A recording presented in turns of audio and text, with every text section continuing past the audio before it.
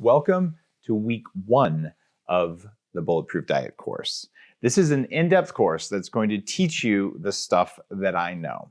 There's a ton of information in the Bulletproof Diet book itself, and there's a lot more that's in my head. And keep in mind, more than 10 years of research and knowledge and learning went into the Bulletproof Diet. There's a lot of precision in it, and a lot of, well, what about this? What about that? And this course is here to help you learn. And also, because it's a course with other people, you get to ask other people in the course via the online tools what their experience is. So I'm looking at this as a way for all of us to learn and for me to share the details. What we're going to do in this course is teach you about where the Bulletproof Diet came from. I'm going to teach you how to use the roadmap, and we're going to go through the top 10 steps, and we'll talk about bulletproof coffee because that is a hallmark of this. And to be perfectly clear, this course is not here, and the book is not here to convince you to drink bulletproof coffee. This is not about selling bulletproof coffee. The company is doing very well without it. I start companies to make things that I can't buy. And that was the genesis of Bulletproof. And I share stuff that I can't get somewhere else. So that's what this course is for, because there was no other place to learn this. The Bulletproof Diet came about because I've been a raw vegan. I have actually been keto before it was called keto. It was called the Atkins diet in the 90s. I lost 50 pounds of the 100 pounds that I had to lose on the Atkins diet. The other 50 pounds took more than 10 years to lose. And what happens is it's easy to go dirty keto or to go low carb, but that doesn't solve the problem of inflammation. And a lot of weight comes because whatever you're eating, whatever you're doing in the environment around you, it's combining to make it so your body does not do an effective job of turning air and food into energy. It turns air and food into inflammation. And if you're doing keto too much, you're doing keto wrong, it doesn't work. The Bulletproof Diet is a book that I wrote specifically to talk about cycling in and out of ketosis and talk about what to eat when you're not in ketosis. And it's based on this radical notion that all foods have 3 things in them. They have some amount of energy. It's called calories. You need energy. It's not bad to eat calories. They're what power your life. They have nutrients, and we love to talk about nutrients. And they have anti-nutrients, which are not a part of the conversation around most foods. For instance, you'll see an influencer saying, eat a banana, it's packed with potassium. It's got a very small amount of potassium compared to, a potassium little tablet you could take, but it's got a relatively large amount of sugar. It doesn't mean the banana is bad for you, but it does mean that they didn't look at the sum of energy plus other stuff like fructose that you may or may not want. And if you take this to its logical conclusion, there are tons of people, especially dietitians, people who might work at a hospital, and they'd say, well, let's serve you food that has no calories and lots of nutrients because it has high nutrient density. That doesn't make any sense because they haven't talked about what's also in it. You could take a bowl of cyanide, sprinkle a vitamin tablet on top, and they'd say, that's perfect. It's high in nutrients because they're blind to toxins. My supposition for you, and certainly what I was living, is I want a brain that works all the time. I would like my pant size to not change on a regular basis, and I'd like it to not be too large. I'm a 33-inch waist. I was a 46-inch waist, and I don't have to keep fat pants around unless I do tons of squats and my legs get all pumped, in which case some of my pants are a little bit tight. That's the kind of tight pants you want. And to do that without hunger and to do that without willpower, it's been a gift. That's why I wrote this book. And it was a lot of work to go through all this, and I want to make it simple for you in this class. And what separates the Bulletproof Diet out from, say, paleo is paleo's pretty good, but it's very high in protein, relatively down on carbs, and doesn't account for a lot of the anti-nutrients that are at the core of the Bulletproof Diet. And the closest evolution since I first published the Bulletproof Diet, the first iteration of it came out in 2010, actually, when I first put it online. And autoimmune paleo is maybe the closest to this, but the cycling of keto and the use of things like MCT oil that cavemen didn't have, those are new to the Bulletproof Diet. And when you hear people talking about collagen, you hear people talking about MCT oil, those are original Bulletproof concepts that I brought out into the world that are now major oftentimes billion-dollar categories. So the Bulletproof Diet has been foundational in helping us to change how we're thinking about things, but it also kind of devolved into you should intermittent fast all the time, or you should be in keto all the time. And those are failed paths. I know because I did them. Likewise, plant-based diets. That won't work very well, but it depends what plants you're eating even. The other primary part of the Bulletproof diet that is only now coming into focus was don't eat very many omega-6 oils and make sure they're not damaged. These are inflammatory seed oils. So we go through the whole universe of foods. Step 1, stop doing what makes you weak. Step 2, get lots of nutrients. Step 3, get enough calories at the right times. And if you do it in that order, not any other order, magically, life gets better. So let's get going on this. The idea of being bulletproof is born from the perspective that I want to know that I have enough energy to handle whatever life brings my way. I went through a lot of my life with brain fog, with chronic fatigue syndrome. And if you have some weight to lose, which you may because you signed up for this course, or maybe just wanted to be healthier, there are going to be times, usually 2 in the afternoon, sometimes 10, 11 in the morning, where you're like, okay, I've got the accelerator pressed all the way to the floor and I'm slowing down. I can push harder, but there's no more room for it to go. So then you bite your cheek and you focus and you say, I'm going to lean in, but you've got nothing to lean with. And when you go bulletproof, you reach the state of high performance that has always been the goal. You're like, oh, I've got this. And you get a sense of peace and calm that comes from knowing that you've got this. That state of high performance, just knowing you've got what it takes, is something that all humans want. And it's what powers one of the highest spiritual states that you can achieve, called equanimity, which is when you can meditate in the middle of a hurricane because you know you've got this. I did not have that most of my life. I have it now, and I want you to have it. One of the things, the tools that you're going to use throughout this course is the Bulletproof Diet Roadmap. And this is brand new for 2021. I've revamped it based on some new knowledge we have about gut bacteria and things like that. And this is the entire book on 2 pages you can print and put on your fridge. And it tells you when to eat, and it tells you what to eat from each of the major categories. This is really important because who would have ever thought that just doing one thing wrong in a meal makes you hungry an hour afterwards? And the thing that makes this hard is that we're not all the same. And there's these 3 big categories on the roadmap that I want you to understand. One is bulletproof foods. For almost everyone, these make you feel good, they make you feel full, they don't have a lot of the stuff that makes you weak in them. And the broadest category is called suspect foods. These are foods that aren't good or bad. And as humans, we like to say things have to be 1 or 0, good or bad, on or off. These are things that might be compatible with you, but they oftentimes introduce problems for people. And you need to find out which suspects are guilty and which ones are okay. If you're lucky, you have very few guilty suspects. If you're like me, you have a lot of them. And then there's kryptonite foods. Like, could we just stop eating those as a species? Because they're just not very good for us. The reason that kryptonite foods exist is twofold. One, big food likes to make things full of artificial whatevers that are highly addictive and make you want to eat more. And the broader reason is that we evolved to survive on all kinds of crap. And this is useful. During a famine, it's not really ideal to eat that, but it's a great source of energy, even if it has a bunch of anti-nutrients and it's not really good for me long term. The problem is that over time, we go, oh, that's a traditional food. It's a traditional food because your people starved a lot. That doesn't mean it's an ideal food. And now that we're in a situation where we get to choose the foods that work best for our biology, what are you going to do? Well, you might say that traditional food isn't actually a good choice for me because when I eat it, it causes mild chronic inflammation, which makes you older and makes you get brain fog or muffin top in your brain. You just don't need that. And I want to set you free from that in this course. So what we'll do now is we're going to go through each of these 10 steps. And I'm going to go into depth in these over the course of the program and explain why and how to do it. So step 1, eliminate sugar.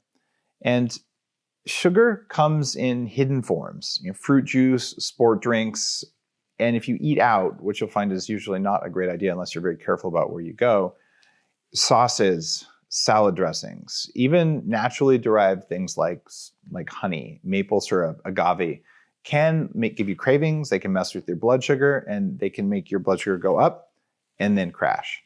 And when it crashes, you'll feel tired, you'll have less willpower, you'll get a food craving, and you'll probably give into it. because you're human. And the idea that you're just going to rely on willpower to ignore your body's screams for more sugar, sometimes you'll win, but more often than not, your body will pester you until you eat something that you didn't want to eat, unless you learn how to get your energy reserves up and make your cells work better. And if you did have 1 or 2 grams of sugar, or a little bit of sugar, or even a piece of fruit after dinner, it's a small amount of sugar. But most of us are getting a dose of sugar at every meal that we don't even know about, and sometimes that we do know about. When you cut sugar out and just say, it's not something I'm going to do anymore, unless it's a part of some other food, and I'm not going to eat really sugary foods, especially in the morning and at lunch, you're going to find that your cravings go down, but it might take a couple days. And there are a lot of things in the Bulletproof diet to turn off cravings. That's really important. And sugar does have addictive qualities, as do drugs and alcohol. In fact, it can be quite addictive.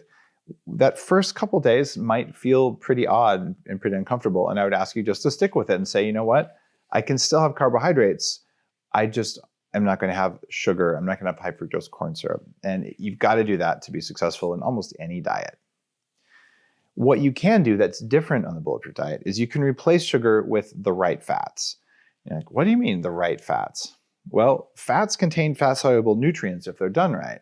And grass-fed butter, grass-fed ghee, which is clarified butter, the brain octane oil or MCT oil, which is a weaker version of brain octane, avocados, cocoa butter, and olive oil are things that work really well. Too much olive oil, too many avocados, probably not good because you're going to push up your omega-6 levels. But as long as you're not heating the avocados, you're not cooking them, and you're not cooking the olive oil, you can have a tablespoon, maybe even 2, but really you want at least half of your fat to come from saturated fats for good reason, as you'll learn in the course. If you're doing higher fat, you're saying, oh, I just had corn oil, soybean oil, canola oil, safflower, sunflower, polyunsaturated, even walnut oil, flax oil, stuff like that, peanut oil. Even the cooked and pre-processed avocado oil isn't a great choice. It's just better than corn oil, but ideally eat the whole avocado if you're going to do that. And why would you do it? Replace sugar with fat? Well, you want your cells to become metabolically flexible. And the Bulletproof diet's around teaching the body to get energy from fat or from carbs. If you go pure keto, you become fat dependent, and then you stop being able to process sugar very well. And that's not a relaxing, biologically useful state for long periods of time for most people, because it creates extra stress in the body. So go into keto, go out of keto, and MCT oil works really, really well for this. So that's step 2, replace sugar with good fats. Step 3, switch to grass-fed meat and wild-caught seafood. This is something that was really, really offensive when I launched the Bulletproof diet, because people just didn't want to believe that it made a difference. It has stood the test of time, and the reason that I recommended this when I put the diet together, and I still recommend it today, and many others have come on the grass-fed bandwagon, is that it keeps toxins in food low. Pasture-raised grass-fed meat like beef, lamb, and bison are the best. Pasture-raised eggs, pork, pretty good. Chicken, turkey, and duck, okay, but not great. They can be clean sources of protein. If you eat things that eat corn and soy, you're getting a lot of problems, even organic corn and soy. Non-organic means antibiotic residues, it means hormone residues, and it means lots of glyphosate. And as you'll learn in this course, glyphosate really messes up your gut bacteria, and it's bad for you. You need to have food without glyphosate in it. Industrially raised animals just have the wrong fats, and they have something called amyloid proteins in them that are not present in grass-fed or wild-caught animals. And you might be asking yourself, hey, this is going to be really expensive. If you buy grass-fed meat online, it is not a lot more expensive than normal meat that you might buy at the store, at least organic meat. And you can eat less of it if you need to, because it's really important. You just look at industrially raised meat. It's bad for you, it's bad for the animal, it's bad for the soil, it's bad for the planet. Like, nobody wins with that kind of food. So you just say, I'll be vegetarian at this meal if I can't get grass-fed. And when you do that, you'll find your whole health, your whole energy changes, and you're actually doing really good things for the planet as a side effect of that. So that's step 3. No more industrial meat, grass-fed meat, wild-caught seafood. Step 4, remove grains and especially gluten. A lot of people have realized that going gluten-free makes them feel good, even if they don't have celiac disease.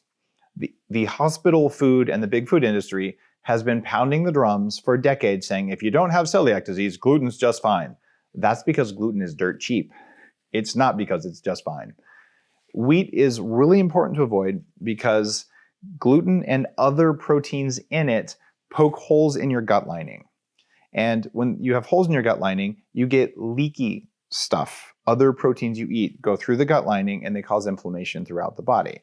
Unfortunately, corn, oats, barley, other cereal grains, they all have similar plant defense compounds in them that will do similar things. When you go grain-free, with the exception of white rice, which is the most innocuous of all the grains, you will see profound changes in your health. And if you're saying, look, I just don't have it, I'm not going to go grain-free, at least go gluten and wheat-free, and you will find major changes in how you feel. Wheat is especially important to avoid in North America because most of it is sprayed with glyphosate right before they pick it because it forces the wheat to ripen more quickly. They don't care that it's giving you a big dose of poison at the same time. Many people who don't tolerate wheat in the US can tolerate European wheat, where it's illegal to do that to the soil and to the plants and to the planet. So that's step 4. Don't eat grains except white rice. Why white rice? Well, white rice doesn't have all the bad stuff that's in brown rice. And as I mentioned earlier, step 1, avoid stuff that makes you weak. Step 2, do what makes you strong. Brown rice does have more fiber. It's got a lot of other bad stuff in it, like 80 times more arsenic. As far as I know, the Bulletproof diet is the first major diet to say eat white instead of brown rice, which also made all sorts of people very angry. However, once they tried it, they all got less gassy, so it was probably okay. Step 5. This is a really big deal. Eliminate synthetic additives, colorings, and flavorings. And your food should just be made out of food. If you look at aspartame or NutraSweet, MSG, and there's many, many forms of unlabeled MSG, because in the US, 74% of a product can be MSG, and as long as it's under 75%, you don't have to label it as MSG. You avoid dyes, artificial flavorings, and sometimes even natural flavors are artificial. You have to be careful. Some companies use good food-derived natural flavors, and some don't. So those can be questionable. And if you look at what happens in the brain, in the body, in the cells, and most specifically in the bacteria in your gut, when they're exposed to these man-made chemicals that are designed to push your flavor receptors, well, it wrecks your gut and it wrecks your biology. It causes behavioral problems and attention problems in adults and kids. And it's really shocking what happens when you say, oh, that had a red dye in it, I'm not going to eat that anymore. And when you remove not just one category of toxins, but you're like, oh, wait, I got rid of all this artificial crap. I also got rid of grains. Since I removed the 2 offending agents, now I have a level of clarity and performance I didn't have before. But if instead you said, oh, I removed a few of the artificial whatevers, didn't make a difference, so I ate them again. I removed some grains, didn't make a difference, therefore there is no problem. If there's 3 things causing problems, you have to remove all 3 at the same time in order to feel really good. And that's why in the Bulletproof diet, I'm like, hey, for the first 2 or 3 weeks, eat green zone foods and be a little careful about this and see how you feel. That's how you're supposed to feel. And then you can have pizza, beer, and all sorts of artificially colored candy and see how your next day is.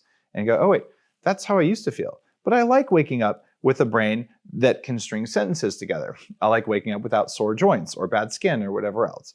So I want you to feel what it's like and then feel what it's not like. So that's step 5. No synthetic additives, colorings, or flavorings. Now, step 6. Eliminate legumes and beans. A lot of people get mad about this one as well. It's possible that your ancestors lived on beans and legumes and you tolerate the plant toxins in those very, very well, at which point maybe you can keep eating them, particularly legumes. However, for huge swaths of people, they create gastric distress, they're hard on the lining of the gut, they're full of carbohydrates, maybe more than you want to eat, and most people prepare them wrong. If you eat them and they're compatible with you, they need to be pressure cooked, soaked, sprouted, stuff like that, because they're full of these plant toxins. The reason that plants cover their seeds in toxins is that they don't want animals eating their seeds, because then it means that the plants themselves can't reproduce themselves. It's not that hard when you think about it just from an evolutionary perspective, but Why people get upset when you say some plants can be irritating and food at the same time, I don't know. Get less irritants. I promise you that if you stop eating these for a week or two, maybe 3, you'll either see a difference or you won't. Most people notice that their system runs cleaner without beans and legumes.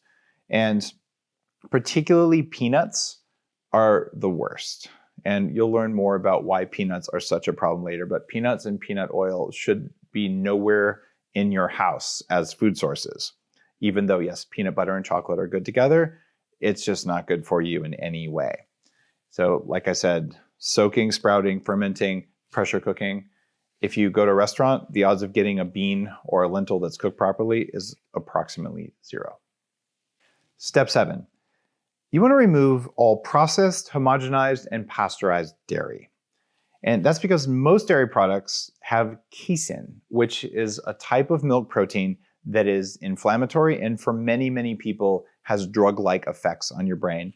And you want to remove lactose, which is a type of milk sugar, which many people all are intolerant of.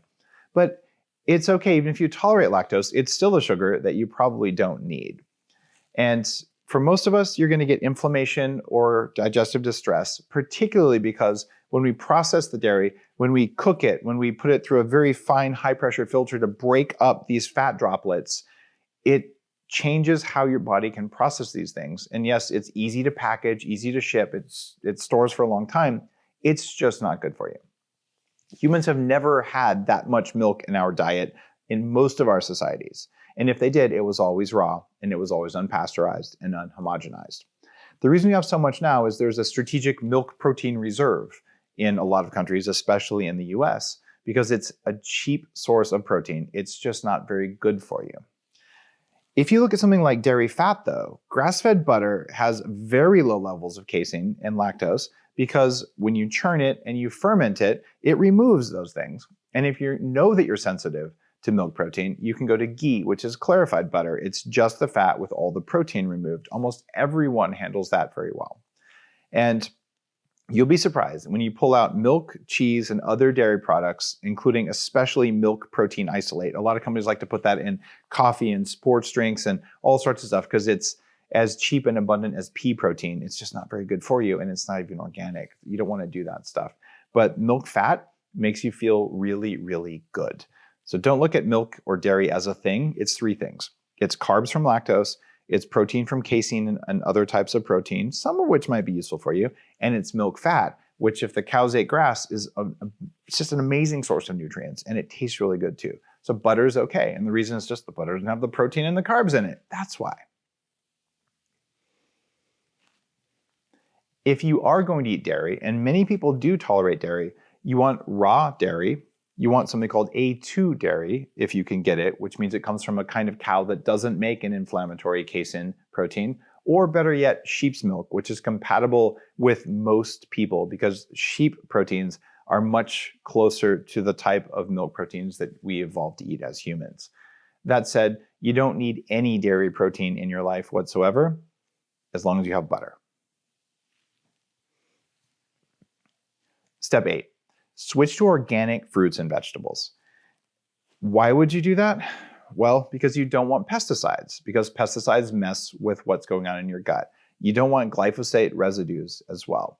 So you don't have insecticides, you don't have herbicides, you are going to feel better, you're going to perform better. Some plants have higher levels of residues than others.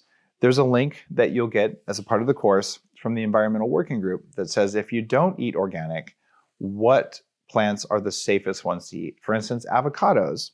Well, they have a thick skin. If you peel it, you're probably not going to get a lot of residues. So if you're saving money, you can do that. There is a problem with organic, however. The certification for organic is very expensive, very burdensome, and it doesn't allow farmers to increase the mineral content of their soil unless they do it via, we'll say, unusual means. So you can't say buy a certain type of mineral you're short on and put it into the crop. So it's okay to go to your farmer's market, and it's okay to get something that says unsprayed or lab tested. So organic is good. The certification is becoming a little bit questionable, but what you don't want to do is have conventionally raised, industrially sprayed plants as a major part of your diet. And if you eat something that's not organic sometimes, you'll be fine, but don't make it a habit.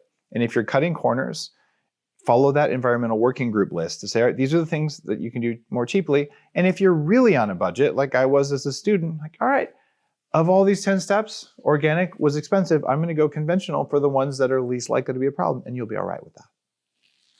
Now, step 9, cook your foods gently or sometimes not at all. And people love to say, oh, red and processed meats, as if they're the same thing. And they don't even talk about grass-fed versus red versus processed. And they like to say fruit and veg, as if they're the same thing, but fruits and vegetables are entirely nutritionally different. So when we talk about cooking your food gently or not at all, I'm primarily talking about meat here. And you're not gonna eat a lot of raw meat unless you like sushi or carpaccio or something like that.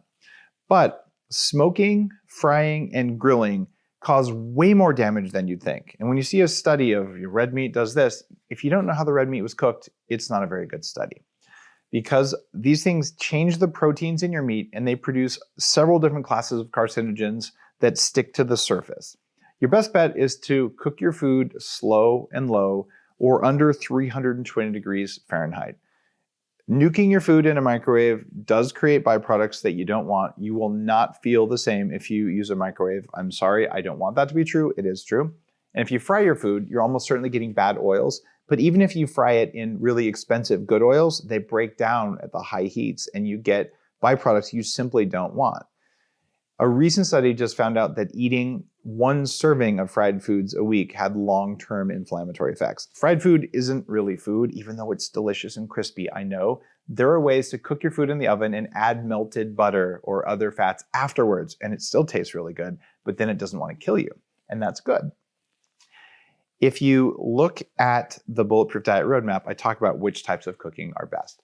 And when it comes to vegetables, I did mention I was a raw vegan. Raw vegetables are not always better. In fact, salads are great when they're raw, but not kale salads, not raw spinach salads. So lettuce, cucumbers, carrots, you can do those. Celery, those work pretty well when they're raw. Most other veggies, including the brassicas, require cooking in order to be good for you, but that doesn't mean you can deep fry them. It doesn't mean you can blacken them. It doesn't mean you can grill them and smoke them. Same problem there, but less so than with meat. So gently cooked meat is really important, and non-burned, non-fried vegetables are very important. Step 10 of 10, limit the amount of fruit you eat to 1 or 2 servings per day unless you're in a keto part of the Bulletproof diet. You do not have to ever be in full ketosis to be bulletproof, to be perfectly clear. Why would you limit your fruit consumption? Well, because fruit and vegetables are different things. Vegetables are full of fiber, and vegetables have good nutrients in them and sometimes anti-nutrients. But fruits, well, they have a lot of sugar in them, and that sugar is called fructose. And fructose can be as damaging to you as too much sugar. Normal white table sugar that you're used to is basically a glucose and a fructose. And fruit is mostly just fructose. Fructose causes fatty liver. And if in an effort to be healthy, you're eating 5 or 10 servings of fruit or veg per day, and it's all fruit because fruit tastes better than kale, it does. Well, what's gonna happen is you're gonna have too much sugar, it'll be inflammatory, and it'll fill your liver with fat. You don't wanna do that. So a little bit of fruit, especially after dinner as dessert, totally fine. Fruit in the morning, fruit at lunch, fruit as a snack will only make you hungry and is not good for you. It's also frightfully expensive compared to what it does for your body. When you are going to eat fruit, I've identified the fruits that are lowest in toxins and highest in nutrients and lowest in sugar. So you can preferentially choose those fruits. But if you're saying, I want a banana mango salad tonight after dinner, go for it. It's okay. But you don't want to live on that. You don't want to look at it as, oh, I'm doing this for my health. No, you're doing that for the flavor and because you like it. And that's okay too. But to tell yourself that something full of fructose, even if it's fruit, is the healthiest thing you could do and you're going to eat even more of it for your health, it doesn't work. I really tried this. I went in on the science. I have done the diets like that. And what you end up with is endless hunger caused by fructose. You'll find things like berries, and some citrus fruits are lower in sugars, higher in nutrients, higher in polyphenols, these colored compounds, which are really good for you. The most important thing that will keep you on the Bulletproof diet for the rest of your life is to understand the Bulletproof diet roadmap is a roadmap. And a roadmap means you can go from one neighborhood to another. And there's no law that says you have to only be in the nicest neighborhood all the time, the one that gives you the most energy, that's best. It's okay to go to other neighborhoods because you're always on the roadmap somewhere. And there might be times when you say, you know what? I'm just going to enjoy my food. I'm going to go have a birthday cake. And I know that it had gluten, maybe it had artificial colors. And I know the next day I might not be at my best, but I enjoyed it. And if you choose a diet path, whether it's Bulletproof or not, where you don't enjoy your food, you are going to eventually fail, and you should have your fat pants saved somewhere because you're going to need them. And you'll be like I was. Lose 20 pounds, gain 30 pounds. Lose 30 pounds, gain 40 pounds. And the yo-yo happens. When you make it so that you enjoy your food every single day, where after you're done eating, like, I feel satisfied, I'm full of energy, I liked what I ate, it matters. Here's how to think about your food. Step one, how's it going to make you feel when you're done eating? Are you going to be full and happy without brain fog? Awesome. Step two, how did it taste? Because no one wants to eat bad tasting food forever. You won't do it. No human will. Step three, is it convenient? Because if you have to stand on one foot, twist around 3 times, and go to Tibet to buy yak butter, you won't do it either. So your time and your energy and preparation matter. So convenience is important. Step 4 is impact on the world, because we all care about that. But honestly, and let's be truthful about this, we care more about how it tastes than the long-term impact on the world, because we are humans and because our bodies are driving us to the taste before we can think about it. But when we think about it, we do care about our impact in the world. And the final thing is cost. Now, we're all balancing all of these things all the time, but those are the order of things. My belief is that you, no matter how much money you make or don't make, are willing to allocate a little bit more energy, time, and money towards behaviors and foods that give you a lot more energy in return. And the Bulletproof diet is there to teach you. These are the things that give you the most energy back. And I think that you value your energy more than anything else, because you can use your energy to make more time and to make more money. But if you have no energy, time and money are useless, because all you want to do is sleep. And I say this sincerely, having been the 300-pound guy with no energy. I want you to understand that, and understand that how you feel and how the food tastes are the top two. It will taste good when you go Bulletproof. One thing we haven't talked about, though, is Bulletproof coffee itself. Where did that come from? It came from me on the slopes of Mount Kailash, which is in a remote part of Western Tibet, about 5 days of driving on a 4-wheel drive, at 18,000 feet elevation, 10 degrees below zero, having been a raw vegan, still recovering from all the damage I did to my body with that diet that didn't work for me and that I didn't know didn't work for me. A little Tibetan woman, half my height, gave me a bowl of yak butter tea, and I felt the sense of clarity that you're supposed to feel after every meal. And I hadn't felt it in so long, I didn't know what it was. It wasn't that enjoyable, the yak butter tea, but if I could feel good at 18,000 feet, what would happen if I had tried something similar when I was just in my normal life? Well, came back to Silicon Valley, sat down, bought some tea, bought some butter, didn't work. 1,000 iterations later, I figured out it's not which tea it is, it's actually which butter it is. Grass-fed butter works, regular butter doesn't work.